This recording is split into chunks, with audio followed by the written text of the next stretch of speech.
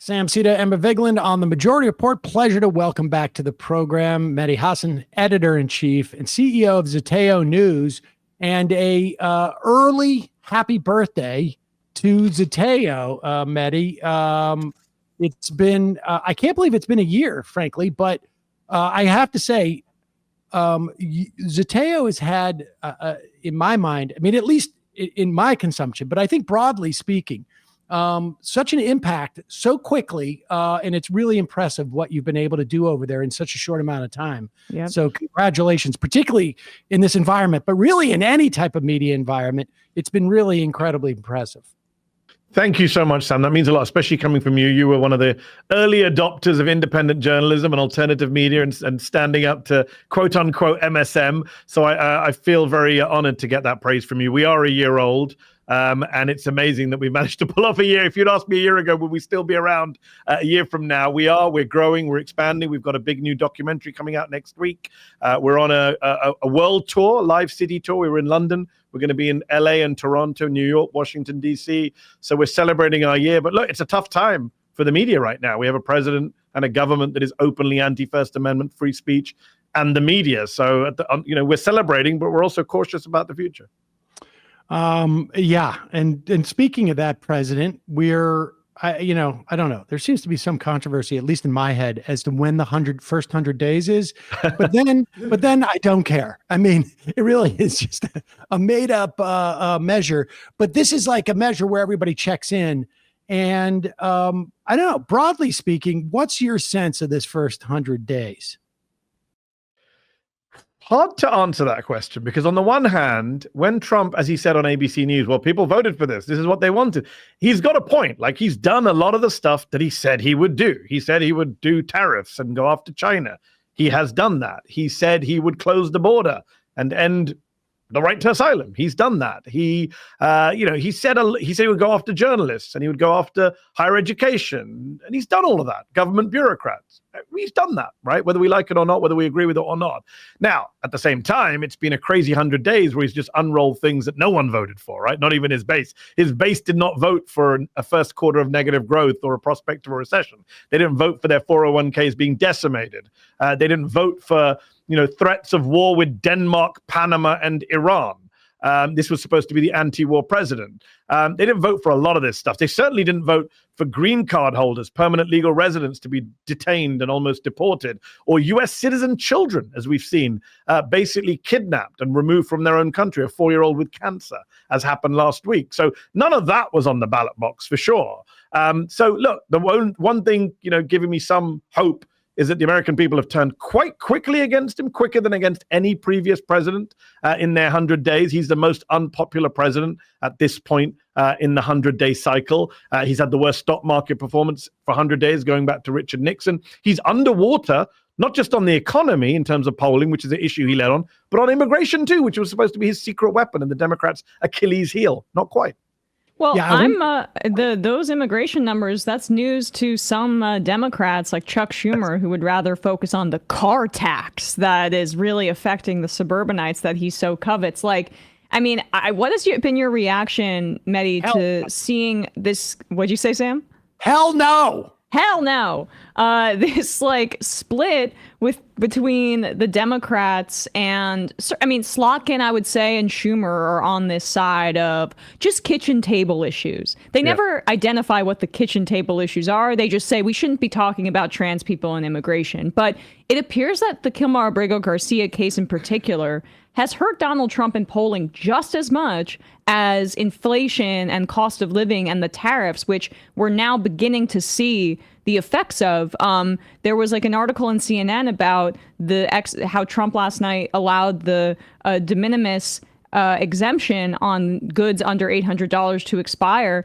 And there was a stat in that nearly 50% of de minimis packages are shipped to the poorest counties in the entire country.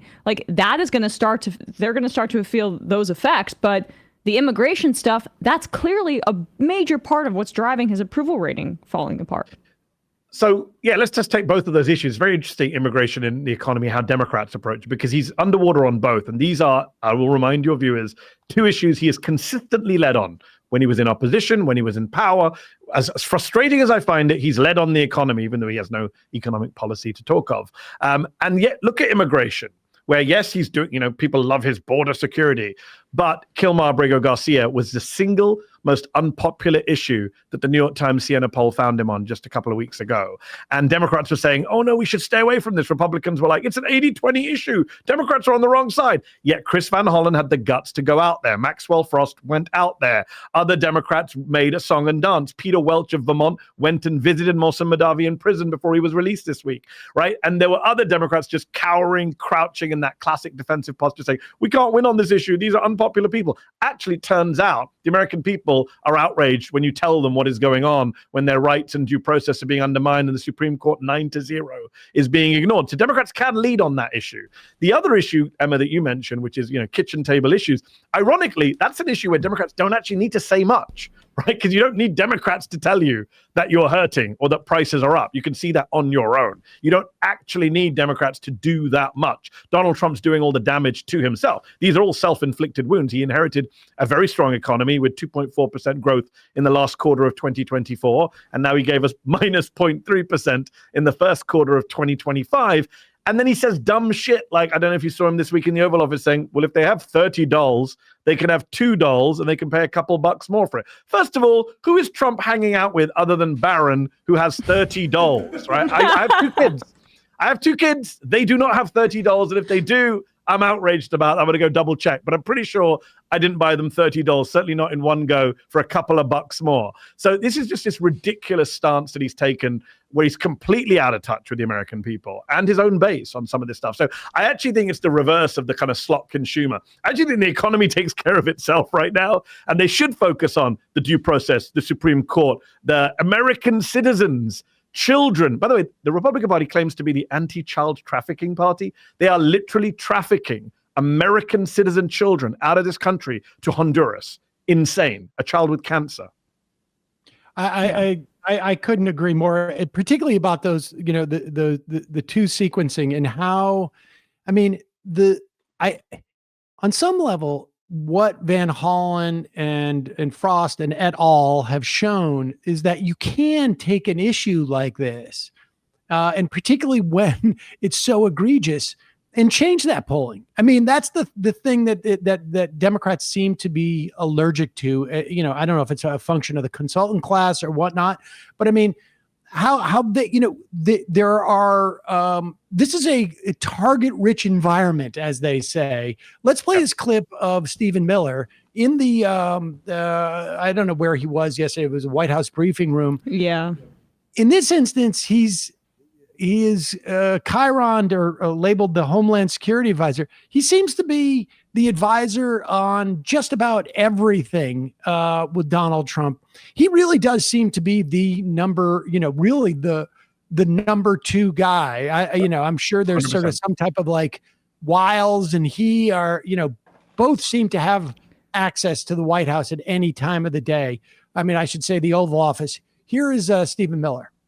Most of your papers never covered her story when it happened. To the extent that you covered it at all, it was because President Trump forced you to cover it by highlighting it repeatedly over and over again. He had to shame you into covering it.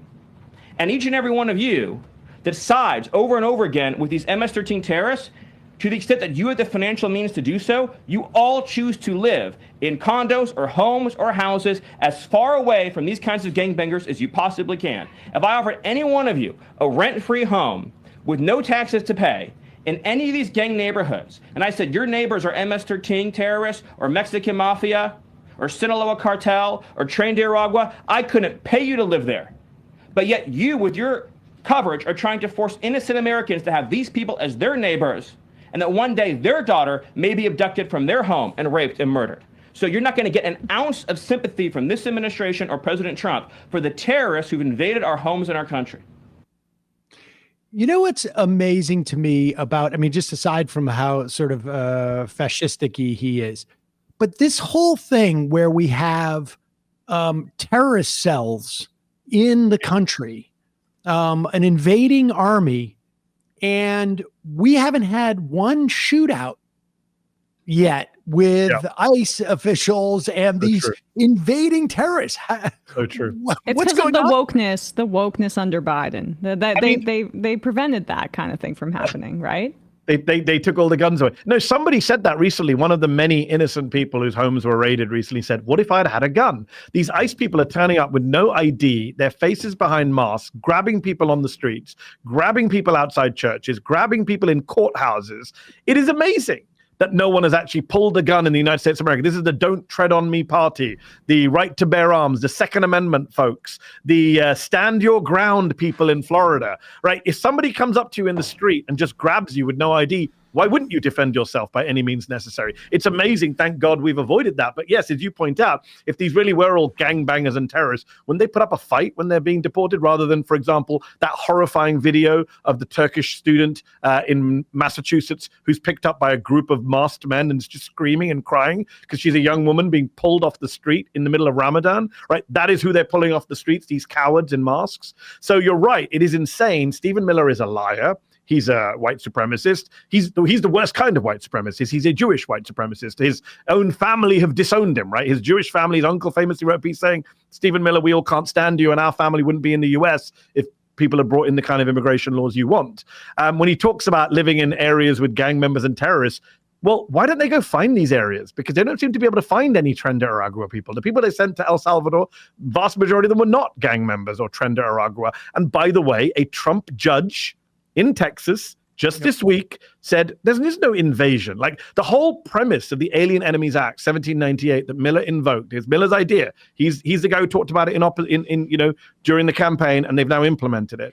Was that there is an invasion by a foreign power. No one believes that Tren de Aragua is part of the Venezuelan government. U.S. intelligence internally told the State Department it's not part of the Venezuelan government. There is no invasion by any commonly understood definition of the term, certainly not a legal one. So a Trump judge has thrown out the idea of using the Alien Enemies Act. But look, Miller was a crazy, kooky gadfly working for Jeff Sessions on the Hill. He used to get ignored by other Republican staffers who thought he was a weirdo. And now, as you say, Sam, he's the second most powerful person in the White House. He's basically running all policy as deputy chief of staff. He's coming up with these ideas. He's filling Trump's head with nonsense, right? Trump's head is already filled with nonsense. But when you see Trump on ABC saying, they had MS-13 written on his knuckles, that came from Miller, surely. When he says, oh, my people told me that I won at the Supreme Court, not lost, that's Stephen Miller. We saw him on camera, I think, making that argument in like some type of like press gaggle where he announces it and nobody in the Oval Office. It was just, in the Oval Office, and nobody says, well, wait a second, what are you talking about? Why don't Democrats go big on Miller? Like, if I want to talk about messaging, if I'm a Democrat, I would do all my ad campaign around the real shadow president. This freak, just play ads of him speaking. No serious American, no independent voter, no moderate conservative looks at Stephen Miller and thinks that's a normal dude. And if you remember in the first term, SNL did that great parody ongoing about Steve Bannon being the real president and Donald Trump as Alec Baldwin sitting at the kiddie table. Trump went nuts and fired Bannon. I think they need to do the same thing with Miller, that Miller is the real president and Trump is just his puppet. Well, I mean, I think, because in part too, I would say, is because Musk, who had been sort of the first lightning rod of the administration, seems to be stepping back because he's a special advisor, and also because he has, I think, completely effed up even the plan of his cohorts. I think it was, he was claiming that he had $150 billion worth of savings. This is not cuts, incidentally, savings that are projected in 2026. And some conservative think tank came out and said it's actually closer to like $5 billion. So we've gone from $2 trillion of fraud and waste to 1.5, down to 600 billion, down to $150 billion in savings, not fraud and waste, down to $5 billion. But in the meantime, he's wreaked complete havoc. Now, and I'm curious, from a 25 million people might die in the next 15 years, according to the Lancet, because of his cuts to USAID. And I mean, let's also be clear in terms of like what the implications are going to be for things like NIH grants and research grants. I mean, this is stuff that's going to ripple through. This is like that, Bruce Lee kidney punch where 3 weeks later you die. and you don't realize. I mean, this is going to have ripple effects. I agree. What do you make of the in there? Like, we're now about to, it seems to me, go into phase 2. If you had folks like Russell Vogt with the plan of Project 2025, which he had been developing over the past, like, really 3 or 4 years, and all of the Schedule F stuff that they even attempted to do at the end of the first Trump administration, he was unable in many respects to implement that at first because Doge got in the way. Yeah. The Doge process has been basically just annihilated by the courts. And now we're about to go into it seems to me, the reduction in force process that Vogt had been working on, that I imagine is a lot more thought out in terms of like where legal challenges would come from. Yes, I agree with that. I think Russell Vogt is a much smarter and more dangerous enemy of liberalism and social democracy and the government apparatus as we know it. He has been planning it for years. He is a smart guy. He was head of Office of Management and Budget in the first term. He led he was one of the brains behind Project 2025. He's caught on camera talking about how they've tested stuff with the courts, right down to even putting military on the streets. I mean, Russell Vogt is the guy who was on tape talking about, well, we've advised President Trump what he could do with the military. So it is much more dangerous than this ridiculous Elon Musk, who has screwed up both his Doge and Tesla, by the way, while he's been busy doing Doge. His own Tesla board, according to the Wall Street Journal, were trying to headhunt a replacement for him. You've got all these ridiculous kids he employed. I don't know if you saw Jesse Waters on Fox did a puff piece last night where they all sat around the table with Big Balls or whatever his name is and all the rest of these children and bragged about how much they've done. They've done nothing, as you just pointed out with the numbers. The whole thing is a ruse, is a distraction. Musk turned up at the cabinet wearing 2 hats to make a joke about how many hats he has. He's literally the unfunniest man I've ever come across in my adult life. Like, whatever you think about Donald Trump, I will admit right here on live TV, I've laughed occasionally when Donald Trump has said things, right? I've never laughed or smiled at anything Elon Musk has ever said. He's so desperate to be the cool kid, to get the affection, he's got none of it. He's just a complete charisma-free, unfunny narcissist. He did legalize comedy again, though, so that was good. We got until he then shadow banned all the accounts who criticized him. Just on the Doge thing, by the way, like, it's so important to point out, to go back to your first question about the 100 days. Jonathan Shea wrote a piece for The Atlantic in which he made the very valid point that compared to FDR, who invented the whole 100-day concept and did so much legislating in the first 100 days, Trump has passed no real bills or acts of any consequence. He's passed fewer laws than he passed in his own first 100 days in 2017. But that's not really the point, right? Trump is not about legislating. He's about executive ordering. He's about doging. He's about court ignoring. And in that sense, the first 100 days have been hugely consequential. They have been hugely destructive. And you make a very valid point. Can you undo some of the stuff, the damage they've done to our scientific base, our public health, the NIH? Maybe that can't be undone at this point.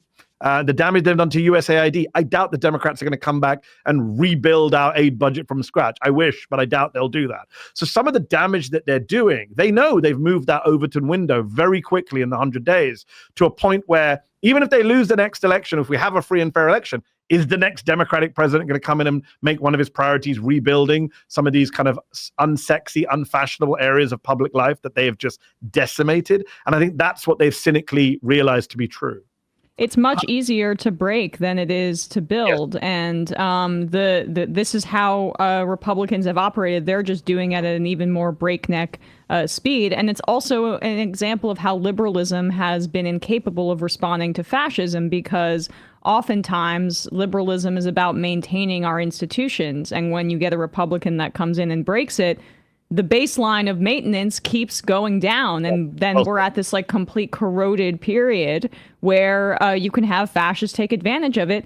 And there's this eugenicist thrust that is perhaps the most disturbing piece of this administration. When you mentioned how many people are going to die because with those USAID cuts, the RFK Jr. and the gutting of the research funding also has eugenicist aims domestically towards people with disabilities and disease, where RFK Jr. will have this like faux sympathy towards those kinds of people. But you look just like it's very right underneath the surface, the disgust for people with autism, the disgust for people with disabilities, and the idea that like if you can't solve it with your personal consumption choices and buy my supplements, then it's survival of the fittest. And that's part of what I think the ramifications are going to be over the next 4 years and beyond. I mean, Donald Trump has talked about his obsession with genes, right? That's on the record for many, many, many years. He's obsessed with good genes and his own genes, which I don't think are so good.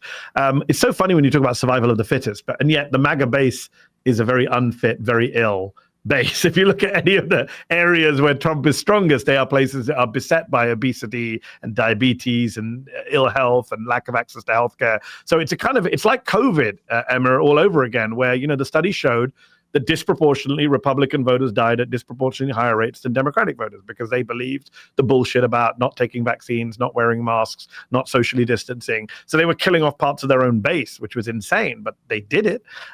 So yes, I mean, look, they don't give a shit. I mean, the fundamental premise of everything Donald Trump does is he does not give a shit. That is the framing of all our conversations. He only cares about himself. His family are doing a new crypto deal, I believe, in the United Arab Emirates. They're doing another deal in Qatar. They're doing deals all over the place.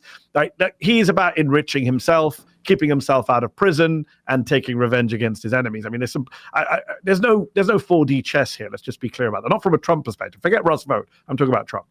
I mean, is there? I mean, on some level, though, because you make the last night the de minimis tariffs kicked back in from China, that is going to hit low income people the most. I think it was like Emma had said earlier. It was like, I don't know, 45% of those. 48%, yeah. Low income people, and then about 22% higher income. But there's havoc is being wreaked in the economy. I mean, it's just no other way to say it. Like, there's no, if you're, it's all anecdotal at this point, except for, of course, the negative growth, which is clear. That shows people panicking, buying early. The story that comes out today in Rolling Stone about the White House, people working there are hoarding toilet paper because they're anticipating potential supply shocks. We'll have a better sense of this, I think, in the next 2 to 6 weeks. But this is where things could go really sideways. I mean, we have the first person fired from the administration. Granted, it was because Laura Loomer said so, but there also must be some pressure there too. So it feels like we may be on the precipice of just, which is going to make folks like Russell Vogt be much more aggressive. It seems to me like a cornered rat type of mentality. To borrow a line from the late Donald Rumsfeld, it's a known unknown, right? We know that there's some shit coming down the track, especially in relation to the economy, because he's done such crazy stuff. We don't quite know what it is. We don't know what the repercussions will be and how they'll play out. I mean, Donald Trump could be remembered as the first president not just to be impeached twice, but to deprive of us toilet paper twice. And that would be quite a legendary achievement for himself if that's what we end up with, panic buying and empty shelves. Look, it's going to be fascinating to see a kind of Marie Antoinette, let them eat bread, let them buy $2, not 30, as people panic buy over, I don't know, 4th of July weekend, or when we hit Christmas and there are no toys because every toy company says they're going to go bust. It'll be fascinating to see how Trump, the man who lives in a golden apartment in New York, how he reacts to this kind of self-inflicted recession. Now, they're going to blame Biden. He's already said that even Q2 of growth, he's going to blame on Joe Biden, which is amazing because a year ago when the stock market was doing very well, he said it's my stock market. It's a Trump stock market, not Biden. But when he's actually president and the stock market's collapsing, it's Biden's stock market. So I think even the thickest members, the dumbest members of the MAGA cult, surely will see through that at some point. Maybe I'm being crazy, but you're right. There is a lot of stuff coming down the track at home and abroad. I mean, there's a lot of pressure. You saw the Hegseth tweet this week about attacking Iran. I mean, this was supposed to be the anti-war president, the guy who went to Michigan and said, don't vote for Harris and Cheney. They'll kill lots of Muslims. I'm the anti-war guy. And here he is threatening Iran to be bombed like it's never been bombed before. The Mike Waltz shift was supposed to be, the neocon guy. But look, guess who's running all foreign policy now in the administration? Marco Rubio. I think he's got like 4 jobs right now: Secretary of State, National Security Advisor, acting administrator of USAID, and National Archivist. So this is Rubio, the guy who once mocked Donald Trump's manhood, called him a con man. He is now basically the guy lumped with all this. And we know that Rubio is a hawk. Yep. 100%. I mean, this is, I don't know.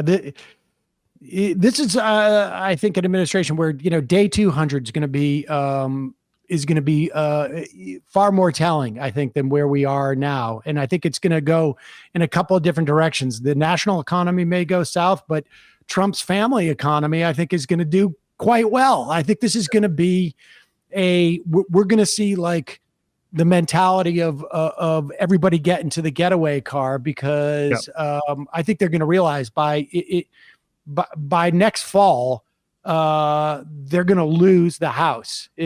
By all accounts. But I think that the cornered rat line that you used is an important one, because too often on the left, there is this thought that when the economy goes badly, when people are suffering, they will turn towards the left. That was the theory after the financial crash in 2008. In fact, we saw over the next decade the far right benefit across the Western world. And that is a slight problem, right, for the left, especially the non-populist left. And I think that is, if we get into a severe recession now, you could be like, oh, well, Democrats will benefit. Oh, they'll win the midterms. Actually, you could see Trump doubling down on all sorts of vile messaging that enables him to deal with economic repercussions. The Republicans are the masters of culture wars, of distraction from economic issues. You saw the story this week that they're looking at options to try and redefine gang members in the US as enemy combatants who can be detained in the US without due process. Forget sending them to El Salvador. You will see more and more of those trial balloons floated in terms of civil liberties, in terms of restricting the right to protest, in terms of the government having the ability to round up people. You saw Sebastian Gorka, the director of national counterterrorism at the White House, ludicrous individual. He did an interview recently where he said, if you are speaking out in favor of Hamas, we could charge you with aiding and abetting terrorism. Like, this is a very slippery slope from picking up pro-Palestinian foreign students to going after American citizens as terrorists. I mean, this is George Bush, Dick Cheney, John Ashcroft on steroids. Yep. Mehdi Hasan, editor-in-chief, CEO of Zeteo News. Again, congratulations for the work you guys are doing there. We'll, of course, link to that, and folks should check out all the work at Zeteo. Really incredible achievement, Mehdi, and appreciate you coming on today. Thanks so much, Mehdi. Appreciate it. Hey, folks, don't forget to hit the subscribe button and check out our daily show. We do it every day at 12 p.m. Eastern for about 2.5 hours. We even take phone calls. You should check that out.